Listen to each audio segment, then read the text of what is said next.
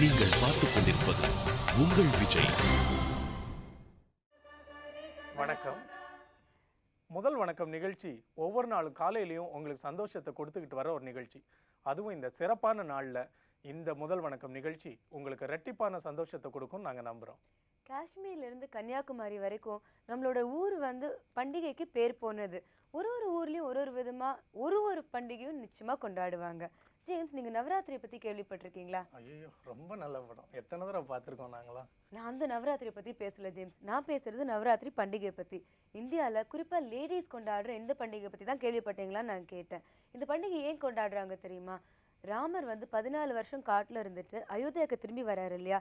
அப்போ 9 நாள் அயோத்தி மக்கள் எல்லாரும் அவரோட ரிட்டர்னுக்காக வெயிட் பண்ணி அவங்க செலிப்ரேட் பண்ணிட்டு 10வது நாள் ராமர் திரும்பி வர அன்னைக்கு விஜயதசமின்னு சொல்லி இந்த 9 நாள் ப்ளஸ் ஒரு நாளை கொண்டாடுறாங்க. இந்த நவராத்திரியை பற்றி மம்தி நீங்கள் பேசுகிறப்போ எனக்கு ஒரு விஷயம் ஞாபகத்துக்கு வருது. இந்த 9 ராத்திரி சிறப்பான இரவுகளில் இந்த 9ன்ற எண்ணிக்கை ஒரு மிகப்பெரிய சிறப்பு இருக்குது. நம்ம அணிகிற மோதிரத்துலேருந்து அணிகலன்களில் எல்லாமே நவரத்ன கற்கள் தான். பக்தர்கள் கோயிலில் அந்த பிரகாரத்தை சுற்றி வர்றது நவகிரகங்களை சுற்றி. அதே மாதிரி இளமையை ஆரோக்கியமாக இருக்கிறதுக்கு சாப்பிட்றது நவபாஷானம். இப்படி நிறைய விஷயங்கள் சொல்லிக்கிட்டே போகலாம். அதே மாதிரி ஜேம்ஸ், நவராத்திரி தமிழ்நாட்டில் ஏன் கொண்டாடுறோன்னு மட்டும்தான் சொல்லியிருக்கேன் வழிய இந்தியாவில் பாக்கி இடங்களில் வேறு ரீசன்ஸ்க்கு கொண்டாடுறாங்க தெரியுமா? இப்போ நார்த் இந்தியாவில் ராம்லீலான்னு கதா காலக்ஷேபம் எல்லாம் பண்ணி ஒரு பெரிய கார்னிவல் மாதிரி கொண்டாடுவாங்க. இப்போ கர்நாடகா சைட்லலாம் தசரான்னு சொல்லிட்டு அவங்க வேறு வேஷங்கள் போட்டுட்டு ரோடெல்லாம் சுற்றி அந்த மகாராஜாவுக்கும் அவங்களோட ரெஸ்பெக்டை செலுத்திட்டு அவங்க கொண்டாடுவாங்க. அதே மாதிரி ஒரிசா, பெங்கால் சைட்லலாம் இது துர்கா பூஜான்னு சொல்லிட்டு அவங்களும் இந்த மாதிரி கொண்டாடுவாங்க. எப்படி கொண்டாடினாலும் சரி, இந்த 9 நாட்களும் இந்த 9 ராத்திரிகளையும் ரொம்ப ரொம்ப விசேஷமாக இந்தியாவில் நம்ம கொண்டாடுறோம். இந்த பண்டிகைக்குரிய சிறப்பு ஒரு பக்கம். ஆனால் அக்டோபர் 17ன்னு இந்த தேதிக்கு ஒரு தனி சிறப்பு, வரலாற்று சிறப்பு. அது என்னன்னு பார்ப்போம். ஆங்கிலேயர்கள் இந்தியாவில் இருக்கும்போது இந்தியர்கள் அவங்களுக்கு பல கப்பல்கள் செஞ்சு கொடுத்தாங்க. இதில் முதல் முறையாக செய்யப்பட்ட கப்பல் தான் திருக்கோணமலை. இது முழுக்க இந்தியாவிலேயே 3 ஆண்டு காலமாக செய்யப்பட்டது. அண்ட் இதை கேரள தேக்கு மரத்தால் செஞ்சாங்க. இதை செஞ்சு முடிச்சுட்டு இதே அக்டோபர் 17ஆம் தேதி 1817ஆம் ஆண்டில் தான் முதல் முறையாக பாம்பேல மிதக்க விட்டாங்க. முகலாய பேரரசின் மன்னராக இருந்த அக்பர் 1605ஆம் ஆண்டு இதே அக்டோபர் 17ஆம் தேதி தான் உயிர் நீத்தார். நம்ம தெரியாத பல விஷயங்களை இந்த முதல் வணக்கம் நிகழ்ச்சியில் தெரிஞ்சு கற்றுக்குறோம். இதே மாதிரி தான் நமக்கு தெரியாத பல விஷயங்களை நகைச்சுவையோடு சொல்கிறதுக்காக கவிஞர் சுப்பு ஆறுமுகம் காத்துட்ருக்காரு. இந்த நல்ல நாள் நவராத்திரி நாள் அன்னைக்கு அவர் போய் பார்க்கலாம்.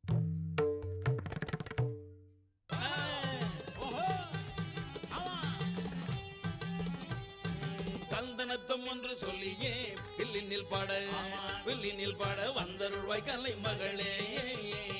ஆனந்தத்தோடு 7 சந்தங்களும் தாளத்தோடு ஆரவம்பை ஊரும் இந்த கை துந்துமியோடு துந்துமியோடு அத்தனையும் மேளத்தோடே சிரிப்பு சிந்தனை வணக்கம். அந்த ஆள்கிட்ட நான் கேட்டேன், என்னங்க நீங்க எத்தனை வயசுல இருந்து பேசிக்கிட்டு இருக்கீங்க அப்படின்னு சொல்லி. நான் 3 வயசுல பேச ஆரம்பிச்சுட்டேன்னாரு. ஐயா அதை கேட்கல ஐயா, மேடையில் நீங்க இவ்வளவு நாளா பேசுறேன்னு சொல்லி கேட்டேன். அது 30 வயசு ஆச்சு. நான் படிப்படியா வளர்றதுக்குள்ள என்ன கஷ்டம் தெரியுமா? அடேங்கப்பா, முதல் மேடைக்கு போனேன், அப்படி நின்று பார்த்தா கை கால அப்படியே உதறிச்சு. மகாத்மா காந்திக்கு உதறிச்சாம நமக்கு உதறப்படாதா? முதல் மேடை அவ்வளவு பொல்லாத மேடை. அப்படி ஆதாரத்துக்கு நான் என்ன பண்ணேன், நான் ஒரு ஐடியா பண்ணேன். மைக்க முடிச்சுக்கிட்டேன். அப்ப மைக்கு ஆட, நானும் ஆட, மானாட, மழுவாட, மங்கை சிவகாமி ஆட மாதிரி ஆயிப்போச்சு. அப்படியே பேசிக்கிட்டு இருந்தேன். இந்த சமுதாயத்தை நோக்கி நான் கேட்பது என்னவென்றால், நான் என்ன கேட்பது என்னவென்றால், இந்த பொதுமக்களை நோக்கி நான் கேட்பது என்னவென்றால் ஒரு சோடா. சோடாவா? எல்லாரும் என்னென்னமோ பேசிக்கிட்டாங்க. அப்படி முடிஞ்சது முதல் மேடை. இது மேடை அப்படியே படிப்படியா கொஞ்சம் வளர்ந்தேன். ஒரு நாட்டியத்துக்கு என்ன தலைமையை கூப்பிட்டாங்க. அப்படியா? ஆமா. அங்க நாட்டியம் முடிஞ்சது. அவர் மேடைக்கு வந்தேன். நானும் நாட்டியம் ஆடினேன். இது வரைக்கும் மேடையில் என்ன நடந்ததுன்னா, அது என்ன நடந்ததுன்னா தப்பா நடந்தது. ஒரு நாடகம் நடந்தது, நாட்டியம் நடந்தது. யார் என்ன நடந்தது? நாட்டியம் என்றால் அது ஒரு பெரிய இது. அது ஒரு இது பல பேர் இதுன்னு வண்டி ஓட்டிக்கிட்டு இருக்காங்க. என்ன போட்டு தொந்தரப்படுத்திக்கிட்டு இருக்கேன். நாட்டியம் ஒரு பெரிய இது. நம்ம சிதம்பரத்துல அவர்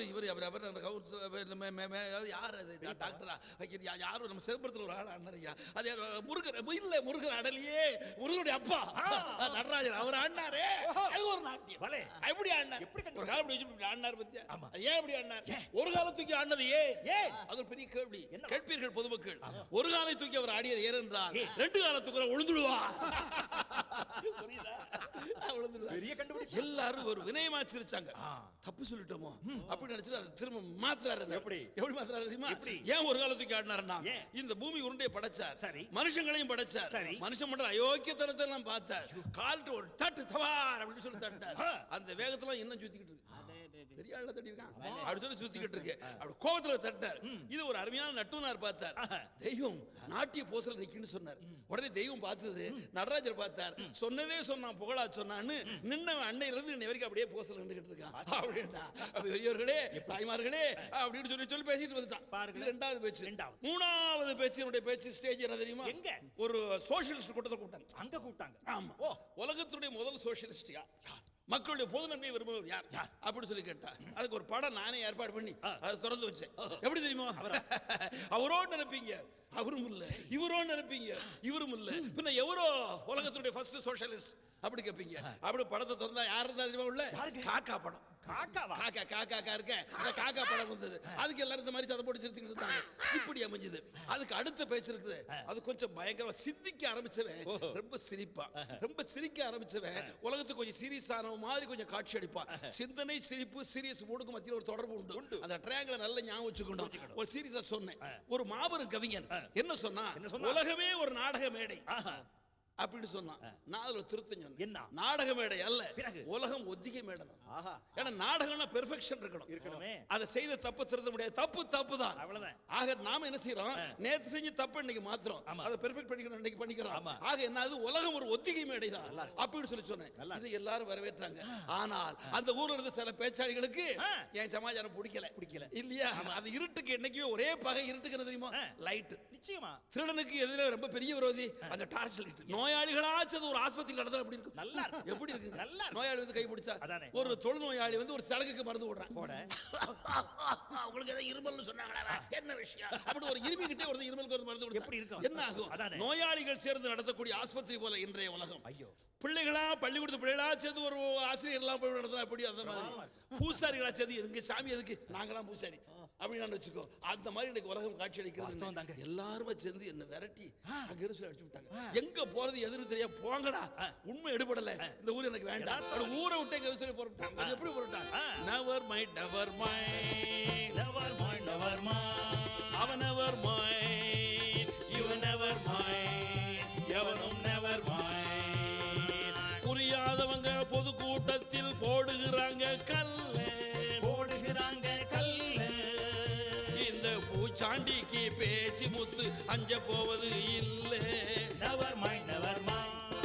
மேடையில் ஒண்ணு, வாழ்க்கையில் ஒண்ணு, கோழையில் பெரிய கோழை, கோழையில் பெரிய கோழை. இந்த வேடங்களையே கலைப்பதுதானே முதலில் எனது வேலை. Never mind, never mind. இங்கே மனசாட்சிக்கும் மைக்குக்கும் மத்தியில் இடைவெளி நிறைய இருக்குது, இடைவெளி நிறைய இருக்குது. இதை இடைவெளியில் தான் மாட்டிக்கிட்டு ஜனநாயகமே முழிக்குது. Never mind, never mind. மனுஷங்களுக்குள்ளே பெருசா வந்ததடா கேப்பு, மனுஷங்களுக்குள்ளே பெருசா வந்ததடா கேப்பு. உலகம் வாழ்க்கை எல்லாம் இங்கே ஒரே டூப்பு டூப்பு. அன்னைக்கு போனவன் அந்த ஆளு என்ன தெரியுமா? என்ன? வெளிநாட்டுக்கு போனா, அங்கே போனா, பல நாட்டுக்கெல்லாம் போனா, எங்கேயோ போனா, எப்படி எப்படி ஆனா ஆளை பார்த்தா. இங்க என்னாச்சு, ஊர்ல காலம் மாறியது, காலண்டர்கள் கிழிபட்டது, அந்த பூமி சுத்திக்கிட்டே இருந்தது. அவன் ரொம்ப சிரிச்சுக்கிட்டே இருந்தான். உலகம் இப்படியே முன்னேறுது நினைக்கும், நாடுகள் போய்கிட்டே இருக்கு, வரலையே. இப்படி ரவுண்ட் ஆனா அப்படி இருக்கும், இப்படி ரிவர்ஸ் போனா இப்போ 2000 வருஷம் வந்தா, 1999 வந்தா, 98 வந்தா, என்ன ஆகும்? அப்படியே உலகம் மாறிட்டு போய் அந்த ஆதாம் எவாள் எங்கிறது முடிந்து விடாதா அப்படி சிந்திக்கக்கூடிய அளவுக்கு கேட்க சொல்லி வந்துட்டான். கடைசியில் ஒரு நாள் ஆச்சு, பல வருஷங்கள், பல ஆண்டுகள் கழிச்சு ஊருக்கு கேட்க சொல்லி வந்தான். பெரிய வரவேற்பு. ஃபாரின் போயிட்டு வந்திருக்கானே, இவன் நினைச்சான் ஃபாரின் போயிட்டு வந்தேன், பல நாடுகள் போயிட்டு வந்து, இதுக்கு ஒரு மதிப்பா இல்லையா? இதுக்கு மதிக்கலாமா? என்ன நான் இதுக்கு போட்டு மதிக்கிறானுங்களே. இப்ப என்ன தவறுதலாக ஒரு லெட்டர்ல அட்ரஸ் எழுதிட்டானு, ராங் அட்ரஸ் எழுதி ஒரு போஸ்டர் போட்டோம். உலக நாடுகள் பூரா ஒரு ஆளை பேரை போட்டு அந்த ஒரு சொல்லி பல நாடுகளை போட்டு எழுதி எல்லா நாடும் சுத்திட்டு 5 வருஷம் கழிச்சு வந்து சேரும். ஆக இந்த லெட்டருக்கு பேர் என்ன தெரியுமோ? வேர்ல்ட் டூர் போயிட்டு வந்த லெட்டர். இந்த லெட்டரை மதிப்பது போல் என்னை மதிக்கிறார்களே அப்படி நினைச்சுக்கிட்டு இருந்தான். வரும்போது ஒரு செய்தி ஒண்ணு சொன்னான். என்ன? அவன் என்ன சொன்னா தெரியுமோ? சந்தர்ல இருந்து வந்த துண்டை நான் எங்க சொல்லி கொண்டு வந்திருக்கிறேன் அப்படின்னு சொன்னான். அதை எல்லாரும் மதிச்சு பார்க்க ஆரம்பிச்சாங்க. எப்படி? சிவபெருமான் தலையில் உள்ள வெண்ணிலாவே, சிறிய கல்லாய் பூமி வந்தால் வெண்ணிலாவே, பாட்டியிருந்து நூலை நூற்கும் வெண்ணிலாவே பட்டி காட்டை பார்க்க வந்தனையோ வெண்ணிலாவே வளர்ந்து தேயும் வாழ்க்கையடி வெண்ணிலாவே நீ வளர்ந்து தேயும் வாழ்க்கையடி வெண்ணிலாவே இங்கு வந்துவிடு பாதுகாப்போம் வெண்ணிலாவே சந்திரமண்டல கல்லே நீ வெண்ணிலாவே எங்கூர் சாமி குனை நகையாக்கவோ வெண்ணிலாவே சிவபெருமான் தலையில் உள்ள வெண்ணிலாவே நீ சிறிய கல்லாய் பூமி வந்தார் வெண்ணிலாவே சந்தன மண்டலத்துல இருந்து கல்ல கொண்டாந்துருக்கேன் ஃபாரின் போயின்னு சொல்லி சொன்னானே இல்லையா? இத பாக்குறது கியூ எல்லாரும் என்ன மதிக்கிறா. எந்த இடத்துக்கு போயிட்டு வந்துட்டான் அவனை மதிக்கிறா. சீரியஸா கூப்பிட்டு அன்னைக்கு மைக்க பிடிச்சு பேசணும். இதை மதிக்கிறீர்களே என்ன இப்போ மதிக்கலாமா? நான் இப்போது எவ்வளவு பெரிய பொய்யர் தெரியுமா? இது சந்தன மண்டலத்து கல்லே அல்ல. நான் இங்க உண்மையை சொல்லும் போது நீங்க என்ன பண்ணேன்னு தெரியுமோ? அந்த கல்லை விட்டு எறிஞ்சாலே அந்த கல்லை தான் இப்படி வச்சு கவர் பண்ணி ஒரு கண்ணாடி பெட்டிக்குள்ள வச்சு கொண்டாந்துருக்கேன். அன்று நீங்கள் என்ன செய்தீர்கள்? உண்மையை சொல்லும் போது கல்லை விட்டு எறிந்தீர்கள். அந்த கல்லை இன்னைக்கு ஒரு பொய் சொன்னதுக்கு அப்புறம் இங்க சொல்லி போட்டுக்கிறீங்க. இப்படி இருக்கலாமா அப்படின்னு சொல்லிட்டு அந்த காலத்துக்கு இந்த காலத்துக்குள்ள நிலவை சொல்ல ஆரம்பிச்சான். உண்மையை சொன்னதும் கல்லு மண்ணை எரிஞ்சது அந்த காலம். கேட்டேடா? அப்படி இருந்தேடே. ஒன்னு சொல்றேன், நீங்க உண்மையை சொல்லும் போது நல்லபடியாங்கிறது வரவேற்கணும். உண்மையை கை நீட்டிங்கிறது வரவேற்கலன்னா பொய்யை கை கட்டிங்கிறது வணங்க வேண்டியிருக்கும். நீங்க என்ன பண்ண போறீங்க? இப்ப கை தட்டி நீங்க சொன்ன கருத்தை வரவேற்று ஆரவாரமா ரசிக்க போறோம். வாழியவே பல்லாண்டு காலம் காலை எழுந்த உடன் கலகலன்னு செஞ்சுக்கிட்டு வாழியவே பல்லாண்டு பல்லாண்டு வாழியவே எல்லாரும் சிரிச்சுக்கிட்டு எப்பவுமே சிரிச்சுக்கிட்டு கருத்துடனே சிரிச்சுக்கிட்டு வாழிய வாழி வாழி வாழவே.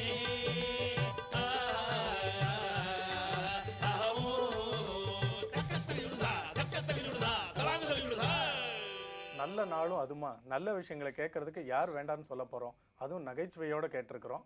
இப்போ ஒரு சிறிய இடைவேளைக்கு பிறகு முதல் வணக்கத்துடைய அடுத்த பகுதியில் உங்களை சந்திப்போம்.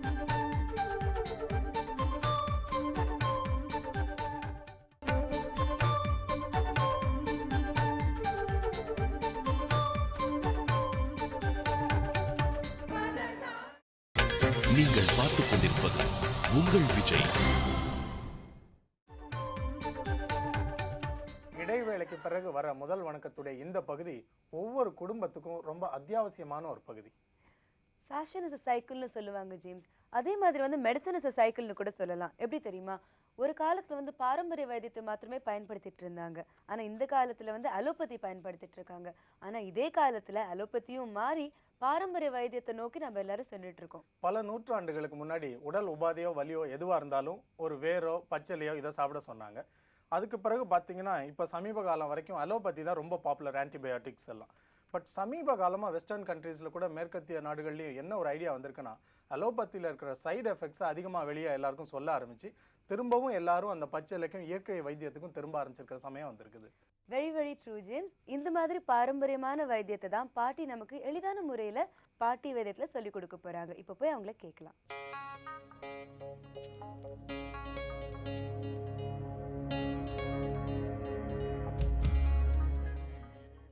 இந்த அக்கிரமத்தை கேட்டீங்களா? இந்த பரமசிவத்தோட பொண்ணை பார்க்க வர பயல்கள்லாம் எங்களுக்கு இந்த பொண்ணு வேண்டாம், இந்த பொண்ணு வேண்டான்ட்டு போறாங்க. என்னடா விஷயம்? பொண்ணு நல்லா தானே இருக்கான்னு கேட்டேன். அத்தாச்சி, அந்த பொண்ணு முகத்துல பால் உண்ணி இருக்குது, மருவு இருக்குது, அதனால ஒரு வயலும் கட்டிக்க மாட்டேங்கிறான். அடச்சி, என்ன ஜன்மங்க? பால் உண்ணி என்ன தீராத வியாதியா, பெருநோவா? அட முட்டா பசங்களா, அதுக்கு ஒரு நல்ல வைத்தியம் எங்கிட்ட இருக்கு, முன்னாலேயே எங்கிட்ட வந்து சொல்லியிருக்க கூடாதான்னு சொன்னேன். இந்த முள்ளுக்கீரை இருக்குல்ல, அந்த முள்ளுக்கீரையை 4 செடியை அப்படியே வேரோட பிடுங்கி நல்லா வெயிலில் வச்சு காய வச்சு அதை எரிச்சோம்னா அதில் வர சாம்பல் இருக்குல்ல, அதில் 2 சொட்டு விளக்கெண்ணெயை விட்டு நல்லா குழைச்சி அந்த பாலுண்ணி மேலே எங்கெல்லாம் இருக்குதோ அங்கெல்லாம் வச்சோம்னாக்க நல்லா பழுத்து உதிர்ந்துடும். ஆனால் அந்த இடத்துல தழும்பு வராமல் இருக்கணும் இல்லை, அதுக்கு கொஞ்சம் தேங்காய் எண்ணெயை தடவிட்டு வந்தீங்கன்னாக்கா அது போகிற இடம் தெரியாமல் போயிடும் இல்லை. ரொம்ப பேருக்கு இதெல்லாம் புரியறது இல்லை. என்ன ஒரு மருவங்கிட்ட இருந்துச்சுன்னா அந்த பிள்ளைய வேண்டாம நான் சொல்லுவாங்க. இதே மாதிரி தான் பருவம் வந்து பார்ப்பாங்க, நல்லா எல்லா பலகாரத்தெல்லாம் தின்னு காப்பியை குடிச்சிட்டு பிள்ளைக்கு முகத்துல ஒரே பருவ மங்கங்க அவளுக்கு பரு இல்லாம எப்படி இருக்கும்? புரியறது இல்ல. அதுக்காக அந்த பொண்ணை வேண்டான்னுடுவாங்க. அதுக்கு ஒரு வைத்தியம் வச்சிருக்கிறேனே. 1 ஸ்பூன் கருஞ்சீரகம், 1 ஸ்பூன் சீரகம் எடுத்து அம்மியில வச்சு கொஞ்சம் பசும்பாலை ஊற்றி நல்லா மைய ஓட்டி அரைச்சிட்டு அதை கொண்டாந்து கொஞ்சம் கொஞ்சமாக இந்த பரு இருக்கிற இடத்துல நல்லா காலையிலையும் சாயங்காலமும் தடவி ஒரு 3/4 மணி நேரம் ஊற வச்சு அப்புறம் கழுவி துண்டை வச்சு நல்லா தொடச்சி விட்டுறணும். பாருங்களேன், ஒரு 10 நாளில் முகம் அப்படியே கண்ணாடி மாதிரி ஆயிடும்.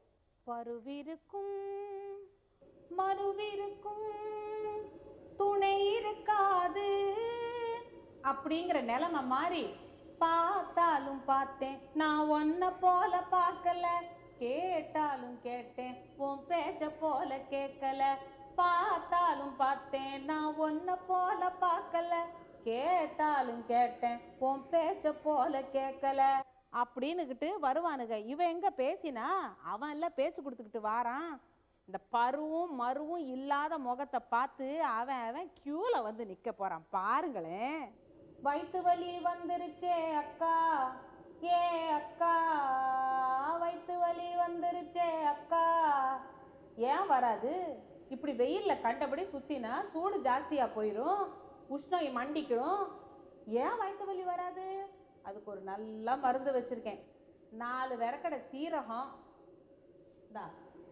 4 விரக்கடை சீரகம், ஒரு சிட்டிகை உப்பை வச்சு வாயில போட்டு நல்லா மென்னு தின்னு முடுங்கிட்டு 1 டம்ளர் தண்ணியை மட்டும் குடிச்சிட்டீங்க, 20 நிமிஷத்துல வயிற்று வலி பறந்துடும். இல்லாட்டி என்னடி செவத்த பொண்ணேன்னு என்ன கேளுங்க. அப்படியே 20 நிமிஷத்தை போயிருச்சுனாலும் செவத்த பொண்ணே நீ சொன்னது நெசந்தேன் அப்படின்னு எனக்கு சொல்லுங்க. இதுக்கு இன்னொரு முறையும் இருக்கு தெரியுமா? ஒரு 16 மிளகு, எண்ணி 16 மிளகு எடுத்துக்கிடுங்க. 4 விரக்கடை சீரகம், மொச்சக்கொட்டை அளவில் ஒரு உப்புக்கல், இது அம்புட்டையும் அப்படியே அம்மியில் வச்சு நல்லா வழுமூணு அரைச்சி வாயில் போட்டு முழுங்கிடுங்க. 1 டம்ளர் தண்ணியை குடிச்சிருங்க. வயிற்று வலி பறந்துடும். வயிற்று வலி போயிருச்சுன்னா அப்புறம் ஹாப்பி, இன்று முதல் ஹாப்பி, ஹாப்பி, இன்று முதல் ஹாப்பி.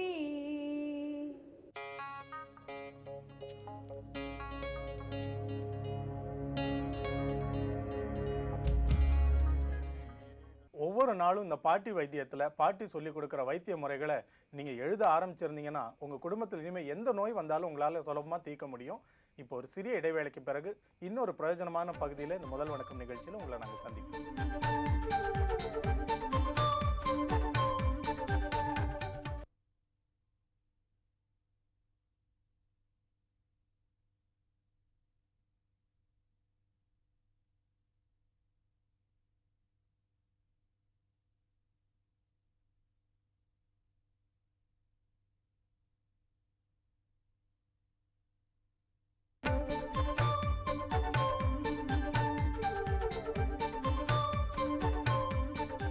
இடைவேளைக்கு பிறகு முதல் வணக்கத்தில் வர இந்த பகுதி பொதுவான பிரச்சனையை பற்றி மக்களுடைய பரவலான அபிப்பிராயத்தை துல்லியமாக எடுத்து காட்டுற ஒரு பகுதி.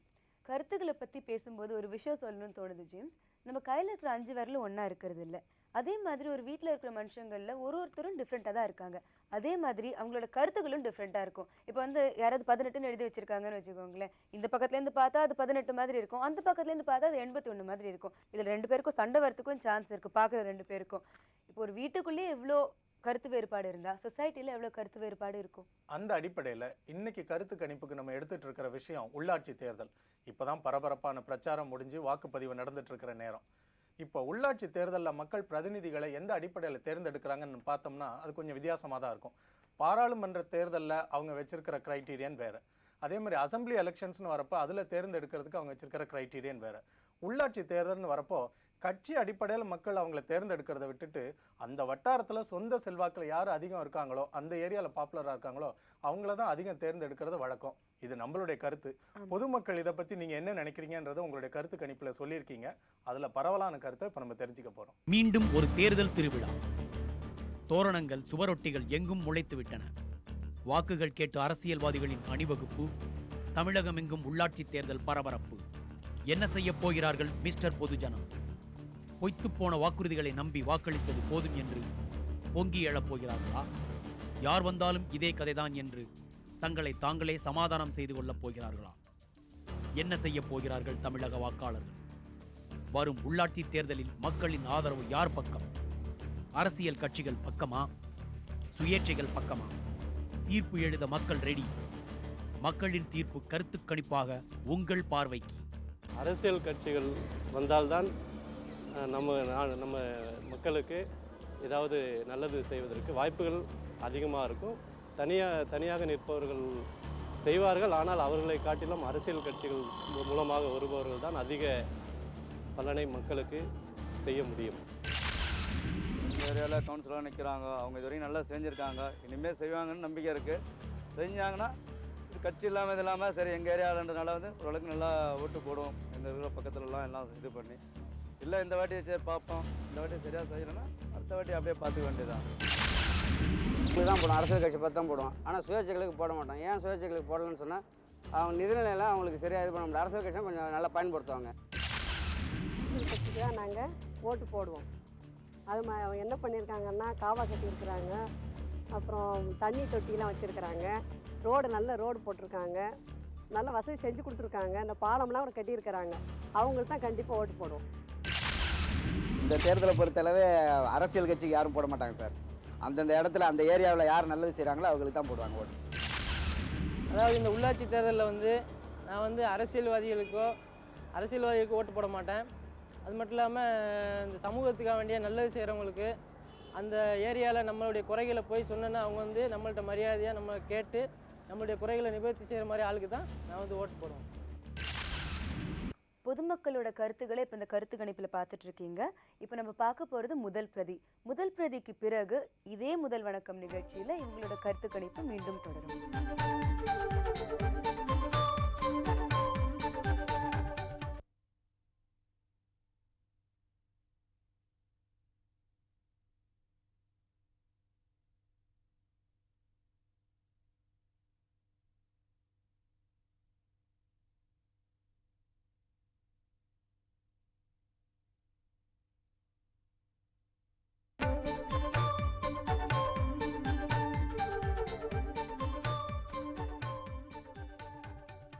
இந்த முதல் வணக்கம் நிகழ்ச்சி இடைவேளைக்கு பிறகு இப்போ தொடருது. பொதுமக்களோட கருத்துக்களை இப்போ இந்த கருத்து கணிப்பில் பார்த்துட்டு இருக்கீங்க. சுயேட்சை வேட்பாளர் இந்த ஏரியாவில் நிறுத்தி நாங்கள் எங்கள் கார்ப்பரேஷன் ஒர்க்கை நாங்களே எங்கள் வேட்பாளர் மூலமாக நாங்கள் சரி பண்ணிக்கலான்னு நாங்கள் இங்கே நிறுத்தியிருக்கோம். நாங்கள் எந்த பொலிட்டிக்கல் பார்ட்டியோ தமிழ்நாட்டில் இருக்கிறது நம்பிக்கை இல்லை. அதனால் புதுசாக இண்டிபெண்ட்டாக தனியாக கேண்டிடேட் வச்சு எங்கள் ஏரியாவில் யார் மக்களுக்கு உதவி செய்யணும், இங்கே இருக்கிறதெல்லாம் ப்ராப்ளம் சார்ட் அவுட் பண்ணணும். அதுக்காக புதுசாக எக்ஸ்பெரிமெண்ட் பண்ணிட்டு இருக்கிறோம். இங்கே எல்லா எஜுகேட்டட் அன்எஜுகேட்டட் எல்லாம் சேர்ந்து ஒரு பண்ணலான்னு தான் நினச்சிருக்கிறோம். அதனால இந்த மாதிரி இருக்கும்போது இந்த எக்ஸ்பெரிமெண்ட் அப்படியே சக்ஸஸ் ஆகும்னு நான் நினைக்கிறேன். சக்ஸஸாக இல்லைன்னு கூட இந்த ஸ்ட்ரகிள் நாங்கள் என்ன பண்ணிட்டு இருக்கிறோம் அது கண்டினியூ ஆகிட்டே போகணும்னு இந்த நம்பிக்கை இருக்குது. எங்களை பொறுத்த வரைக்கும் அரசியல் சார்ந்த கட்சிகளை போட்டு செலக்ட் பண்ணதான் எங்களோட ஒப்பீனியன். ஏன்னா அவங்க தான் நல்லது பண்ணோட எங்களுக்கு நம்பிக்கை இருக்குது. இந்த ஏரியாவை பொறுத்தளவுக்கு அரசியல் கட்சி தான் நாங்கள் தேர்ந்தெடுக்கிற மாதிரி இருக்குது. சுயேட்சை இது பண்ணியாச்சுன்னா வந்து இதில் போய் இது பண்ணுறதுக்கு பேச முடியாது. மாநகரத்தில் பேசணும்னா அரசியல் கட்சி தான் போய் முன்னு இந்த இடத்துக்கு என்ன குறை இருக்குது தீர்த்து வைக்கிறதுக்கு அவங்க வசதியாக இருக்கும். நாங்கள் மேயருக்கு வந்து அரசியல் கட்சி தான் ஓட்டு போடுவோம். கவுன்சிலருக்கு வந்து யார் மக்களுக்கு நல்லது செய்கிறாங்களோ அவங்களுக்கு தான் நாங்கள் ஓட்டு போடுவோம். நாங்கள் வந்து சுயேட்சைகளுக்கு தான் ஓட்டு போடுவோம். ஏனென்றால் எங்கள் ஏரியாவில் வந்து அவங்கள தான் அடிக்கடிக்கு பார்க்க முடியுது. அரசியல் கட்சிகள்லாம் வருவாங்க, ஓட்டு கேட்பாங்க, போயிடுவாங்க. அதோட வந்து ஏரியாவில் என்ன ப்ராப்ளம்ஸு என்னன்னு யாரும் கேட்கவே மாட்டாங்க. எக்ஸாம்பிள் எடுத்திங்கன்னா இந்த ஓனெக்ஸ் காரங்க வந்து இப்போ ஸ்ட்ரைக்குன்னு சொல்லி 4 டேஸாக இந்த பக்கம் வரவே இல்லை. ஸோ கார்பரேஷனை கம்ப்ளைண்ட் பண்ணுமா இல்லை ஓனெக்ஸ் கம்ப்ளைண்ட் பண்ணுமா எப்படின்னே தெரியல. அதனால் வந்து அரசியல் கட்சியிலும் யாரும் இன்வால்வ் ஆகி பண்ணுறதும் கிடையாது. அதனால் வந்து சுயேட்சைகளுக்கு பண்ணால் அட்லீஸ்ட் அவங்க வீட்டாண்ட போய் கேட்டால் கூட அவங்க they can take the decision. So that நாங்கள் வந்து சுயேட்சைகள் தான் விரும்புகிறோம், சுயேட்சைகள் தான் ஓட்டு போடுவோம். யாருக்கு ஓட்டு போனன்றதோட யார் நல்லதை செய்கிறாங்களோ, ரோடு போட்டாங்க, குடிநீர் வசதி செஞ்சு தந்தாங்க, எல்லாருமே பிரிட்ஜு மேம்பாலம் கட்டிக்கிறாங்க, யாருக்கு ஓட்டு போட்டால் நல்லா இருக்குமோ அவங்களுக்கு ஓட்டு போட்டால் நல்லா இருக்கும் தமிழ்நாடு. இது வரைக்கும் வந்து அரசியல் கட்சிகளுக்கு தாங்க வந்து ஓட்டு போட்டுருந்தோம். ஸோ அது வந்து போட்டது எல்லாமே டோட்டலாக வேஸ்ட்டாக இருக்குது. ஏன்னா அவங்க சொல்கிறதெல்லாம் ஒன்றுமே செய்கிறதே கிடையாது. ஸோ இந்த எலெக்ஷனில் வந்து மேயர் எலெக்ஷனில், கவுன்சிலர் எலெக்ஷனில் சுயேட்சை நிற்கிறவங்களுக்கு தான் ஓட்டு போடுற மாதிரி கண்டிப்பாக நானும் என் ஃபேமிலி எல்லாமே சேர்த்து முடிவு எடுத்துருக்கோம்.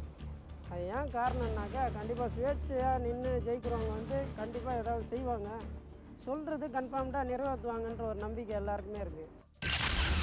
இந்த லோக்கல் பாடி எலெக்ஷனில் வந்து இண்டிபெண்டன்ட் கேண்டிடேட்ஸ் போட்டாங்கன்னா it's a best thing to do it. ஏன்னா அவங்க போடுறது வந்து அவங்க பெனிஃபிட் பண்ண மாட்டாங்க, மக்களுக்கு பெனிஃபிட் பண்ண பார்ப்பாங்க. பேசிக்காக பார்த்தீங்கன்னா இந்த ரூலிங் பார்ட்டி இல்லைன்னா ஆப்போசிஷன் பார்ட்டி அவங்க பெனிஃபிட் பண்ணுவாங்க தவிர மக்களுக்கு பெனிஃபிட் அவ்வளோ இருக்காது. இருந்தால் கூட அதனால தான் சொல்கிறேன், வந்து இண்டிபெண்டன்ட் கேண்டிடேட் போட்டாங்கன்னா அவங்க வந்து மக்கள் வந்து இன்னும் முயற்சி பண்ணி ஏதாவது பண்ணணும்னு சாதிப்பாங்க. அவங்க ட்ரை பண்ணுவாங்க, இன்னும் ட்ரை பண்ணி தான் அடுத்த வாட்டி எலெக்ஷனில் ஜெயிக்கணுமே சொல்லிட்டு பண்ணுவாங்க. பொதுமக்கள் வந்து எல்லாருமே வந்து கேண்டிடேட் பார்த்து தான் ஓட்டு போடணும். அந்த கட்சியை பார்த்து ஓட்டு போடவே கூடாது, தப்பு அது. அப்போ வந்து இவங்க என்ன பண்ணுவாங்கன்னு கேட்டிங்கன்னா, கட்சியார் வந்து அப்போ தான் வந்து நம்ம வேட்பாளர் நல்லா நிறுத்தலை, அதனால தான் நம்ம தோற்றோம் அப்படின்னு நினச்சி நல்லா வேட்பாளரை நிற்க வைப்பாங்க. அதனால் கேண்டிடேட் பார்த்து தான் சார் எப்பவுமே ஓட்டு போடணும் எல்லாருமே. இண்டிவிஜுவலாக யார் என்ன செஞ்சுருக்காங்களோ அதை பற்றி தான் ஓட்டு போடுவாங்களே தவிர கட்சி அடிப்படையில் ஓட்டு கண்டிப்பாக கிடைக்காது. எந்த கட்சி நாட்டுக்கு நல்லது செய்யலாம், அதனால் அந்தந்த ஊரில் யார் நிற்கிறாங்களோ தலைவர்களை வச்சு தான் ஓட்டு கிடைக்கும். எம்எல்ஏ எலெக்ஷனில் அதனால் இங்கே இருக்கிற லோக்கல் ஆளை பார்த்து கட்சிக்காரங்களை பார்த்து போட்டால் ஓரளவு அவங்க செய்ய முடியும். நாங்கள் யாருக்கு எது நல்லது செய்கிறாங்களோ எங்கள் தொகுதியை பக்கம் அவங்கள பார்த்து நாங்கள் ஓட்டு போடுவோம். அரசியல்லாம் எங்களுக்கு கிடையாது.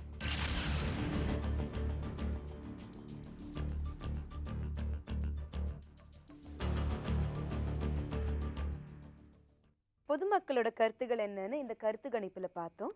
ஒரு சிறிய இடைவேளைக்கு பிறகு முதல் வணக்கம் நிகழ்ச்சியில மீண்டும் சந்திக்கலாம்.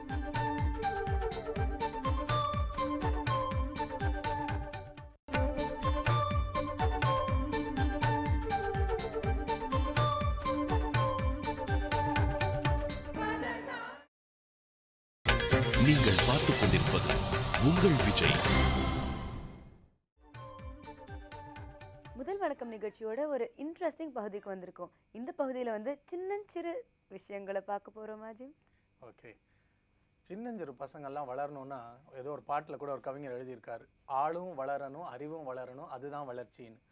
இப்போ ஒரு குழந்தை வளர்ந்து ஒரு முழு மனுஷன் ஆகிறப்போ it should be a multi dimensional development. அதாவது எல்லா பரிமாண வளர்ச்சியும் இருக்கணும் இல்லையா? அந்த முக்கியத்துவத்தையும் அதை எப்படி நம்ம குழந்தைகளுக்கு சொல்லி கொடுக்கணும், எப்படி நம்ம அதை ஊக்குவிக்கணுன்றதை தான் இப்போ குழந்தைகளின் மனநல நிபுணர் டாக்டர் ஜெயந்தி சொல்லி கொடுக்க போகிறாங்க.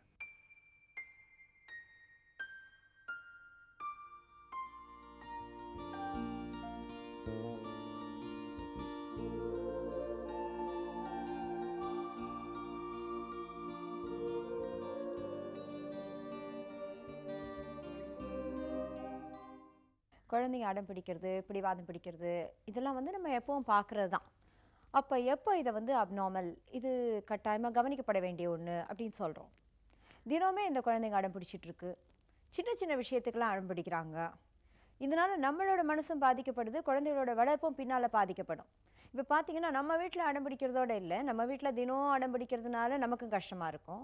நம்ம அவங்கள திட்டுவோம், கோவப்படுவோம், அடிப்போம், சில சமயம் என்ன பண்ணுறதுன்னு தெரியாமல் முழிப்போம். இது ஒரு பாதிப்பு. இது வந்து குழந்தையும் பாதிக்கும், நம்மளையும் பாதிக்கும். அடுத்தது வெளியில் ஒருத்தர் வீட்டுக்கு அழைச்சிட்டு போகிறீங்க, ஒரு கல்யாணத்துக்கு அழைச்சிட்டு போகிறீங்க, இல்லை ஒரு பார்ட்டிக்கு அழைச்சிட்டு போகிறீங்க.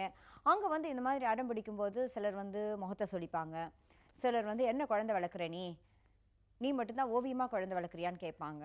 இல்லை நம்ம கிளம்பி வந்த பிறகு குழந்தை வளர்க்குறா பாரு, படிச்சிருக்கேன்னு சொல்கிறா, என்ன குழந்தை வளர்க்குறா. நமக்கு இது காதில் விழும்போது ரொம்ப கஷ்டமாக இருக்கும். ஏன்னா நம்மளால் ஒன்றும் பண்ண முடியல, நம்மளும் ரொம்ப ட்ரை பண்ணுறோம் இந்த குழந்தைய நல்லா வளர்க்கணும், இது நல்லபடியாக வரணும். எந்த பேரண்ட்டுக்கு தான் குழந்தை நல்லா வளரக்கூடாதுன்னு நினைப்பாங்க சொல்லுங்கள்? எல்லாம் கற்றுக் கொடுத்து ஒரு ஐடியல் சைல்டாக இருக்கணும் தான் எல்லாரும் எதிர்பார்க்குறோம். இப்போ இதுக்கு என்ன காரணம்? ஒன்று வந்து பாரம்பரியம், இன்னொன்று வந்து சுற்றுப்புற சூழ்நிலைகளின் தாக்கம், நேச்சர் அண்ட் நர்ச்சர். அந்த நேச்சரை நம்ம ஒன்றும் பண்ண முடியாது, சுற்றுப்புறத்தை தான் நம்ம மாற்ற முடியும்.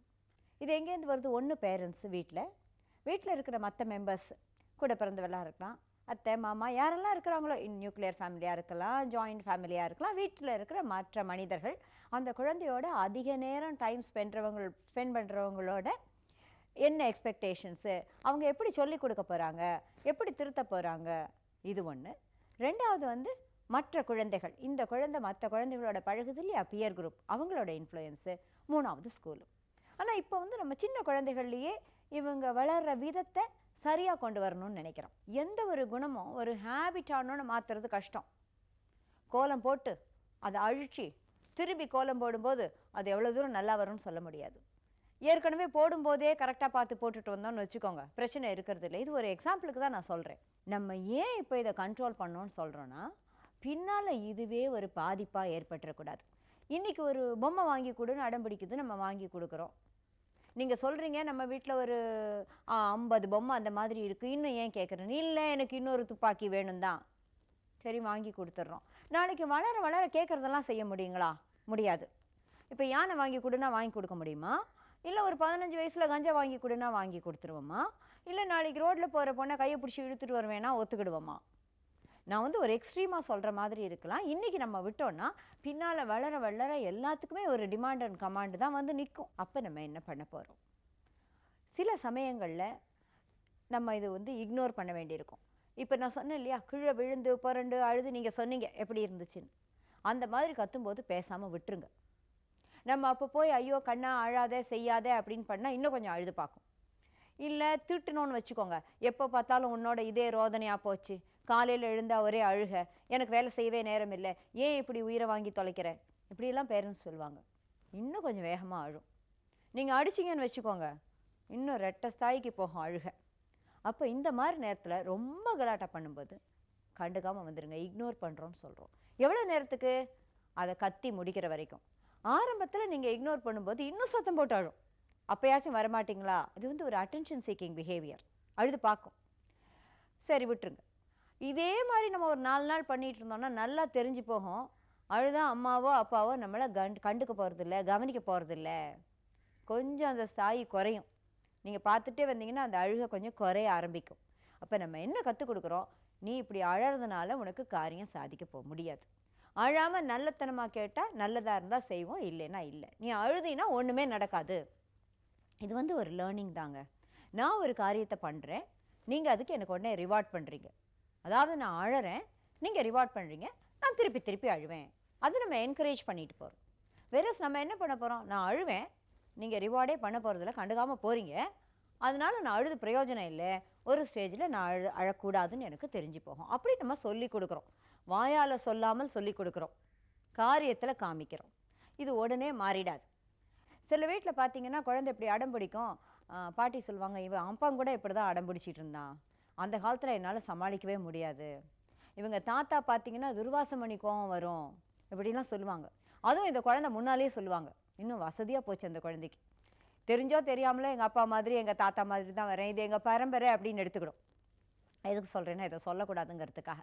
ஸோ அம்மா மட்டும் இப்படி பண்ணி பிரயோஜனம் இல்லை, வீட்டில் இருக்கிற எல்லாரோட கோஆப்ரேஷனும் இதுக்கு வேணும்.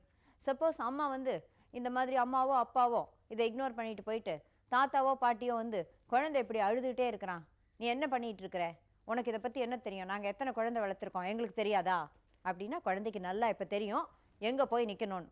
நீங்கள் சொன்னோன்னே அடுத்த நிமிஷம் இப்படி அழுதுட்டு தாத்தா பாட்டி முன்னால் தான் போய் நிற்கும், அவங்களோட சப்போர்ட் கிடைக்கும். ஸோ குழந்தைக்கு என்ன எது நல்லது கெட்டதுன்னு தெரியாது. வேணுங்கும்போது உங்களை யூஸ் பண்ணிக்கும், வேணுங்கும்போது தாத்தா பாட்டியை யூஸ் பண்ணிக்கும். சில்ட்ரன் ஆர் வெரி மேனிப்புலேட்டிவ், அவங்களுக்கு தெரியாதுன்னு நினைக்காதீங்க.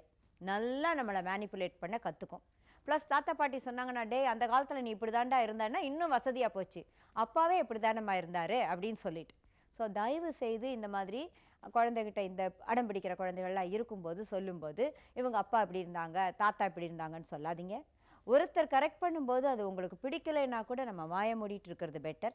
இப்போ அம்மா திட்டுறது பாட்டிக்கு பிடிக்கலைன்னா அந்த குழந்தை இல்லாத போது அம்மா நீ இவ்வளோ சொல்லியிருக்க வேண்டாம், கொஞ்சம் அமைதியாக சொல்லியிருக்கலான்னு அது இல்லாத போது சொல்லியிருக்கலாம்.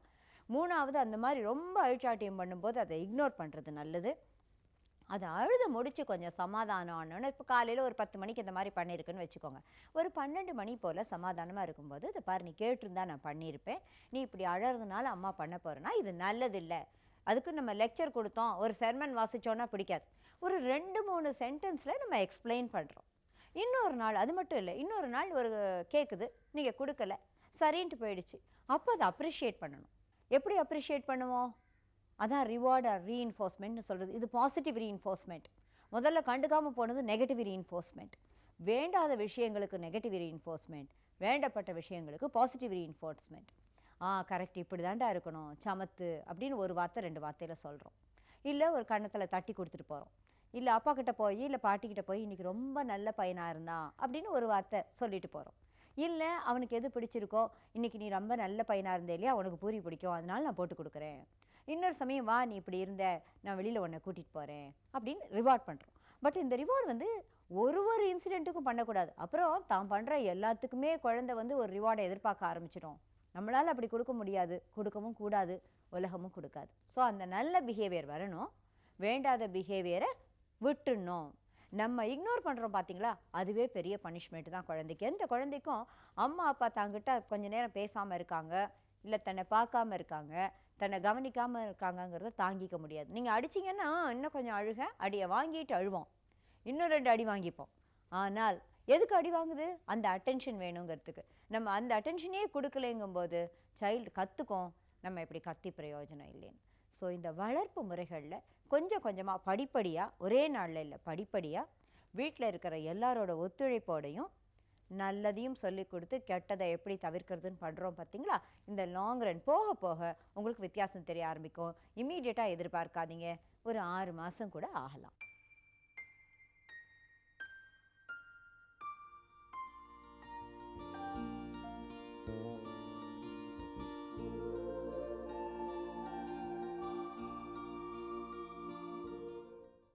பல தாய்மார்களுக்கு இந்த பகுதி ரொம்பவே பிரயோஜனமாக இருந்திருக்கும். இந்த பகுதியை பார்த்த பிறகு நிச்சயமாக உங்கள் பிள்ளைகளோட வளர்ச்சியில் இதுவும் ஒரு முக்கிய பங்கு வகிக்கும்னு நாங்கள் நம்புகிறோம்.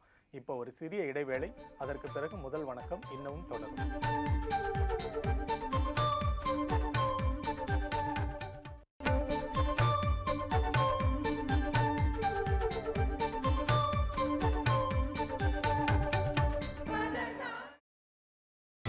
நீங்கள் பார்த்துக் கொண்டிருப்பது உங்கள் விஜய். இந்த முதல் வணக்கம் நிகழ்ச்சி இடைவேளைக்கு பிறகு இப்போ தொடருது.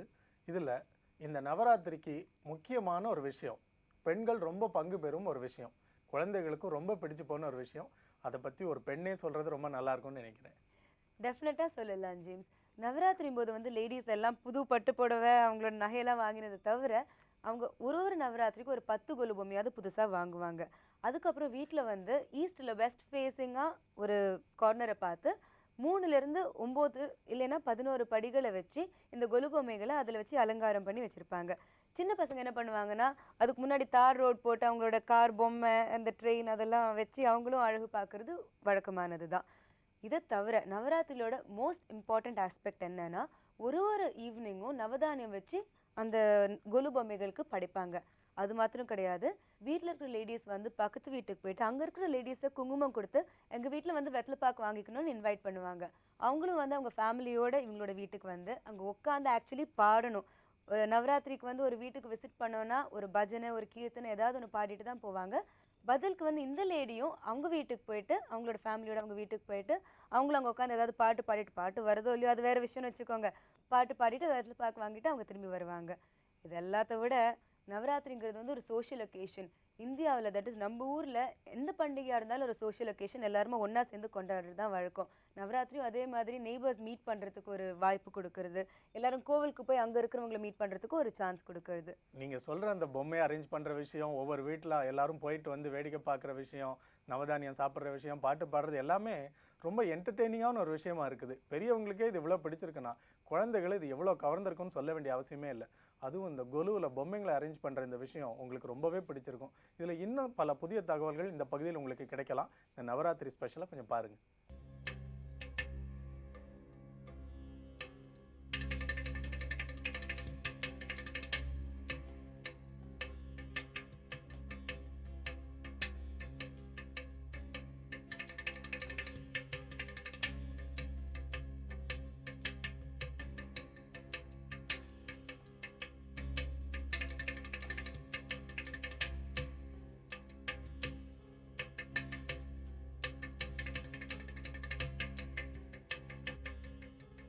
பெண்ணை தெய்வமாக போற்றி வணங்கும் நம் நாட்டில் முப்பெரும் தேவிகளின் அவதாரங்களை கொண்டாடும் வகையில் நவராத்திரி விழா ஒவ்வொரு வருடமும் 9 நாட்கள் கொண்டாடப்படுகிறது. இந்தியாவின் அனைத்து மாநிலங்களிலும், குறிப்பாக தென்னகத்தில் இந்த விழா மிகவும் சிறப்பாக கொண்டாடப்படுகிறது. அந்த 9 தினங்களும் பெண்கள் வீட்டில் பொம்மைகளால் ஆன கொலு வைத்து பூஜை செய்கின்றனர். நவராத்திரி என்பது பெண்களால் கொண்டாடப்படும் முக்கிய பண்டிகைகளில் ஒன்றாகும். இந்த 9 நாட்களில் யாருமே அடக்க முடியாத மகிஷாசுரனை அம்பாள் ஊசி முனையில் தவன் இருந்து 9வது நாள் மகிஷாசுர வர்த்தினியாக அவதாரம் எடுத்து அடக்குவதாக ஐதீகம். இதை குறிப்பிட்டு குறிக்கும் வகையில் இந்த தமிழ்நாட்டில் ஒவ்வொரு இந்து குடும்பத்திலும் பொம்மை கண்காட்சி பொம்மை கண்காட்சி வச்சு அம்பாளை துதித்து வருகின்றனர். இந்த நவராத்திரி விழாக்காக கொலு பொம்மைகளை உற்பத்தி செய்யும் தொழிலில் சுமார் 1,00,000க்கும் மேல் கைவினைஞர்கள் ஈடுபட்டிருக்கிறார்கள். தமிழ்நாட்டில் விருதாச்சலம், திண்டிவனம், கடலூர், காஞ்சிபுரம், விழுப்புரம், பன்ருட்டி, திருநெல்வேலி மற்றும் சென்னையில் கொசப்பேட்டை போன்ற ஊர்களில் இருந்து இந்த வண்ணமிகு பொம்மைகள் தயாரிக்கப்படுகின்றன. பல்வேறு மண் வகைகளிலும் காகிதம், பீங்கான் மற்றும் பிளாஸ்டர் ஆஃப் பாரிஸ் போன்றவைகளால் பொம்மைகள் தயாரிக்கும் பணியில் இந்த கைவினைஞர்கள் ஈடுபட்டுள்ளார்கள். அதில் முதல்ல வந்து கிளையில் வந்து பொம்மைகளை வந்து தயாரிச்சுட்டு இருந்தோம். அந்த கிளையில் வந்து அந்த மண்ணை வந்து அயனாவரத்துலேருந்து மண்ணுங்களாம் எடுத்துகிட்டு வருவாங்க. அது வண்டிக்கு ஒரு வண்டிக்கு 200-300 வாங்கி அதை வந்து கிளையில் பொம்மைகளை செய்து அது பொம்மை செய்துட்ட பிறகு அதை வந்து ஃபயரிங் பண்ணுவோம்.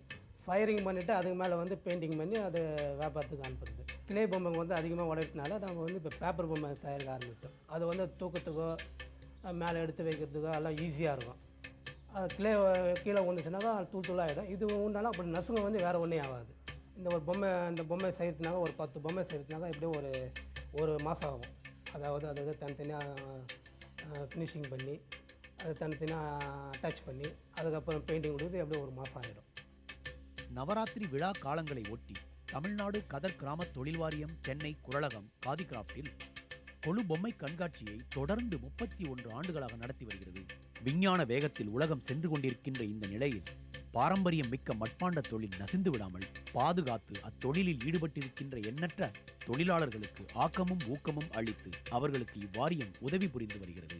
கண்காட்சியில் தமிழ்நாடு கதர் கிராம தொழில் வாரியத்தின் கீழ் செயல்படும் சுமார் 94 மட்பாண்ட கூட்டுறவு தொழிற்சங்கங்களிலிருந்து உற்பத்தி செய்யப்படும் பொம்மைகள் மற்றும் வாரிய 5 அலகுகள் ஆகியவற்றிலிருந்து செய்யப்படும் பொம்மைகள் விற்பனை செய்யப்படுகின்றன.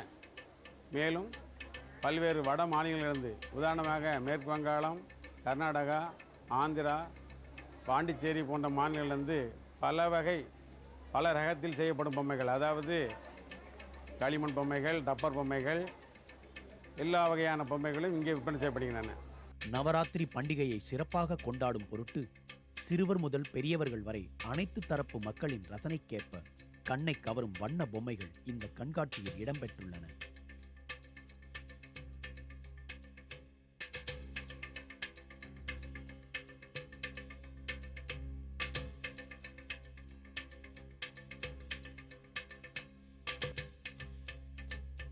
வருஷம் நான் இங்கே வந்து வாங்குறேன் குலு பொம்மையாக. பாஸ்ட் 18 இயர்ஸாக குலு வச்சுட்டு இருக்கோம் நாங்கள். ரொம்ப நல்லா இருக்குது, ரொம்ப வெரைட்டிஸ் இருக்குது இங்கே. Very nice place. Lot of varieties you get with the reasonable price. முதல்ல வந்து கூடக்காரங்க தான் பிளாட்பாரத்தில் பொம்மைங்க வைக்கிறாங்க இல்லையா, அவங்க வந்து தான் எங்ககிட்ட வந்து பொம்மைங்க வாங்கி போவாங்க. அதெல்லாம் சரியான போதுமான வருமானம் கிடையாது. அதுக்கப்புறம் கவர்மெண்ட்டு முன்னே வந்து குரலகம், காதிபவன், பூம்புகார், அது சர்வதேச சங்கங்கள் அவங்களாம் வந்து ஸ்டால் போட்டு எங்களை பொம்மைகளை பர்ச்சேஸ் பண்ணி அவங்க வந்து எங்களை வியாபாரம் பண்ணி எங்களுக்கு போடுது. அது கொஞ்சம் இப்போ கொஞ்சம் நல்லா முன்னுக்கு நாங்கள் வந்துருக்குறோம். அது இல்லாமல் வந்து இந்த பொம்மைங்களை வந்து வெளிநாட்டுக்காரங்களும் வந்து வாங்கி போகிறாங்க, விரும்பி வாங்கி போகிறாங்க. இதை பொதுமக்கள் வாங்குகின்ற போது ஆயிரக்கணக்கான கைவினைஞர்களுடைய தொழிலை மதித்து அவர்களுடைய உழைப்புக்கு உயர்வளிக்கின்ற திருப்தியும் ஏற்படும்.